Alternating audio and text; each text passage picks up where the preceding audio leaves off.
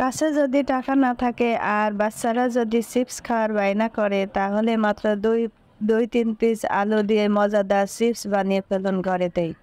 দেখেন কত মুচমুচে হয়েছে। অবশেষে বাবাকে পেয়ে গিয়েছি, এটাই মূল বিষয়।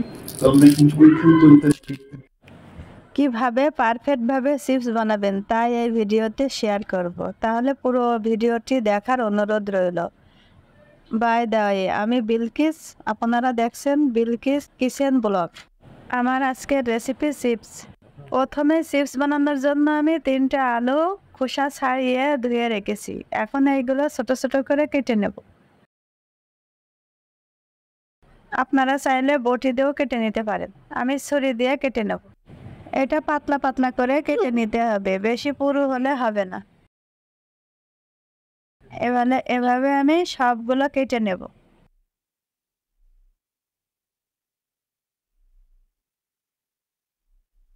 এখন আমার সবগুলো কাটা হয়ে গেছে, এই দেখেন পাতলা পাতলা করে আমি একই রকম ভাবে সবগুলো কেটে নিয়েছি। এখন আমি নর্মাল পানির ভিতরে ধুয়ে নেব। এই যে পানিটা অমন গোলা গোলা হয়ে এসেছে, এখন ছাঁকনি দিয়ে ছেঁকে নেব।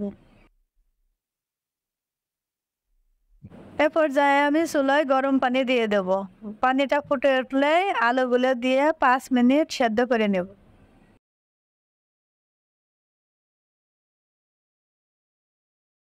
আলু সিদ্ধ হয়ে গেছে, এখন আমি উঠায়ে নর্মাল পানির ভিতরে দিয়ে রাখবো।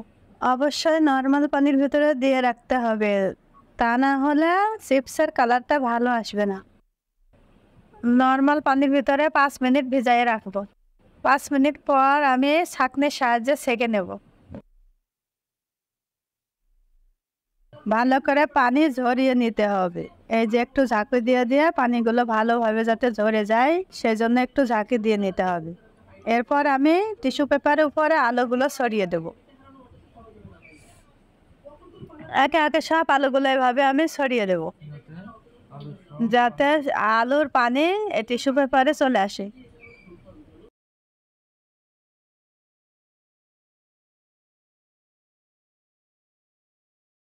এই কাজটা আস্তে ধীরে করতে হবে, সময় করে সব আলুগুলো টিস্যু পেপারের উপর ভালোভাবে ছড়িয়ে আরেকটা টিস্যু পেপার উপরে দিয়ে চেপে চেপে পানিগুলো বের করে নিতে হবে যাতে আলুতে একটু পানি না থাকে। এতে করে চিপসটা মুচমুচে হবে।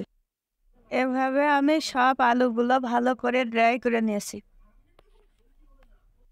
চুলায় তেল গরম করতে দিয়েছি, তেলটা ফুটে উঠলে চুলার জাল মিডিয়ামে দিয়ে দেব। এখন আলুগুলো সব দিয়ে দিচ্ছি। এভাবে চুলার জাল মিডিয়ামে রেখে আমি আলুগুলো ভেজে নেব। আলুগুলো আস্তে ধীরে ভেজে নেব। আলুর কালার বাদামি হলেই চুলা থেকে নামিয়ে নেব। একটি পাত্রে টিস্যু পেপার নিয়ে সব আলুগুলো উঠিয়ে নেব যাতে তেলগুলো টিস্যু পেপারে শুষে নেয়। এখন চিপসগুলো উঠানো হয়ে গেছে, দেখেন কত সুন্দর কালার, একবারে অরিজিনাল চিপের মতোই হয়েছে। এটা মনে হচ্ছে না যে বাড়িতে বানানো, মনে হচ্ছে দোকান থেকে কিনে নিয়ে আসা চিপস। এখন আমি চিপসের মশলা দিয়ে দেব, দিয়ে মশলাটা দিয়ে ভালো করে মিক্সড করে নেব। এতে করে চিপস খেতে অনেক মজাদার হবে। এই যে দেখেন চিপস, দেখেন একবারে মুচমুচে কত সুন্দর। এটা কিন্তু আপনারা যদি একটু হালকা করে ভাজেন তাহলে কিন্তু 2-4 ঘন্টা পরেই নরম হয়ে যাবে, আর একটু মুচমুচে করে যদি ভাজেন তাহলে 2-3 মাসেও কিন্তু একটা বয়ামে যদি রেখে দেন 2-3 মাসেও নরম হবে না। এভাবে বাচ্চাদের দিতে পারেন। এই রেসিপিটি যদি আপনাদের ভালো লাগে লাইক দিয়েন, কেমন হয়েছে কমেন্ট করে জানায়েন এবং সাবস্ক্রাইব করে আমার পাশেই থেকে নতুন নতুন ভিডিও দেখার জন্য। আজ এখানে শেষ করছি, আল্লাহ হাফেজ।